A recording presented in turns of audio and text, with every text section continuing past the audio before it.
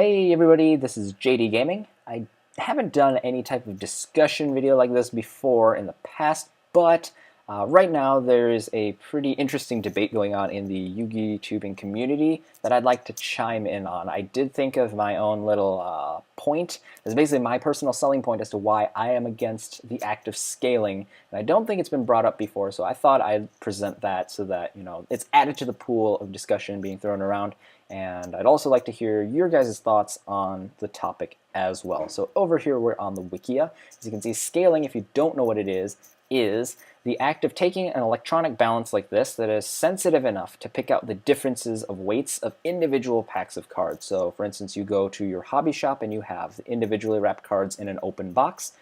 You could actually take packs and weigh them, and the packs that are heavier by, in this really sensitive scale, a pretty significant amount, would actually tell you the difference between a foil card like a super rare, ultra, secret, or ghost versus a bunch of commons and rares. Now, there is a little side note here. Ultimate rares typically are a lot thinner. If you've seen like the First Ed Solemn Warning Ultimates from Duelist Revolution or First Ed Glow Up Bulb Ultis from Star Strike Blast, you'll know what I'm talking about. Sometimes they're so flimsy they're actually similar to or even thinner than commons. But other than ultimate rares, basically all the foils can be picked out based on their weight with scaling. Now, the first person I had seen post a video on this, I think it was like last week or a couple weeks ago, was Asian Eyes White Dragon. So he presented this interesting analogy in saying that if you were to go to a supermarket and you're shopping for bananas, and the supermarket decides to sell based on counts or bunches as opposed to the massive bananas, you would obviously choose the ones that are much larger because that is something that you are able to do, that's something everyone else is able to do, and it gives you, the best product possible for your money, which is what we can assume most of these people will want. Whether it's buying bananas or buying packs, people we can assume will want the best thing for their money. Now the thing is, it is interesting to say, let's say that makes everything equal. Everybody can essentially go check these bananas out, visually for blemishes and check for size and such to make sure that they're getting the most quality product as possible. Thing with packs is though, in the sense of scaling, it technically is equal in that scales aren't all that expensive, and anyone who really wants to scale probably could acquire a scale online and do so.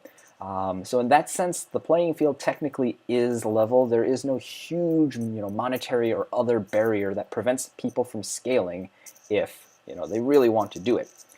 The thing that makes it unfair, in my opinion, is the fact that with packs, Konami intentionally makes these wrappings exactly the same in every single case besides, very minor natural variances in, ink and amount of material, things like that. For the most part, Konami intentionally wraps these things in identical packaging because they want the mystery in each pack. Whether you're a kid getting something for your birthday, or you just happen to see the packs in the checkout lane and it's an impulse buy. They basically want that kind of lottery ticket-like feeling of, can I get something? Will I get something great or will I get nothing at all? That mystery adds up to the excitement of buying these packs and keeps you buying more because the good stuff is not guaranteed. With scaling, you end up taking all of these good packs, let's say, that have all the foils, and maybe some ultis are left, but for the most part, you leave behind commons and rares. All the people after you, however, now see these packs, and because the packs themselves are all the same size, the same thickness, and other than weight, you can't tell whether or not they have been, selected for. It makes an unfair situation for everyone who comes after you. Like in the case of the banana, you just choose the next best fruit, and you can still choose to avoid blemishes, or if you don't want, the smaller fruit, you can avoid all that because that's still all differentiable. You can see that difference. With packs, you couldn't see the difference from the start, and when you go through and take away all the heavier ones, the references are now gone, and anyone, let's say, who wants to scale can't even scale because other than maybe past experience, they won't have anything to compare it to, and even if they buy the heavier packs, they'll probably be rares. And of course, the majority of people who don't scale, who come afterwards, will just see these packs and say, oh, I want to get one of those because, the impulse buy, the gifts and everything. People will just buy them not knowing that they have been tampered with. And that's the really ugly thing about scaling, I feel. It's the fact that the people who come afterwards really have no idea that it has occurred. To give you an example, when I went to my locals last year, pretty frequently, they were like packs of Legacy of the Valiant, let's say, was when this thing was happening. And there were open boxes with, you know, the individual packs sitting in there. Even if the box looked full, I would never buy any of those single boxes, because with those there was just the possibility someone might have gone through and scaled them.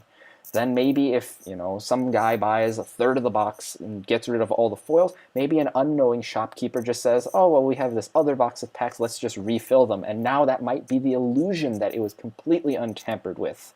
But you can never be sure, and that's my main point. The fact with the packs is that because they are intentionally identical to preserve that sense of mystery, no one can tell whether or not they have been tampered with. It's more of a trust between Konami and the consumers. And the thing is, when you go and scale them, you're taking away basically all the chance of getting anything good, destroying that trust between the customers and Konami. And it's even worse in the fact that you can't really tell whether or not they've been tampered with. So whether it's intentional or not that you've scaled, you're basically screwing everyone else over and not giving them a chance to get anything good that they wanted to get with their money, and, you know, might have wanted as a gift or whatever. So that is my main point that I'd like to bring up, just the fact that, you know, no one can tell.